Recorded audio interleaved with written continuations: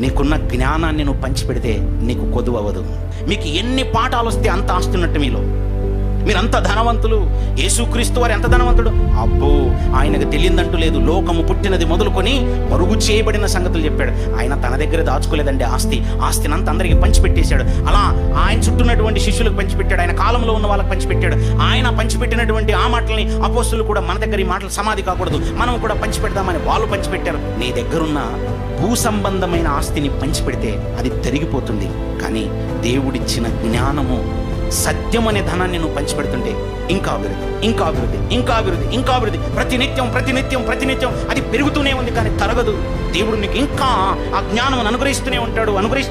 విచిత్రం ఏంటంటే, మనం 100 మందికి పంచిపెడితే మనకి ఇంకా పెరుగుతుంది, ఇంకా 100 మంది పంచిపెడితే ఇంకా పెరుగుతుంది. అలా పంచిపెట్టిన కొలది పెరుగుతుంది. అందుకే నీకు వచ్చిన వాక్యం నీతో సమాధి చేయకూడదు. అది ధనం.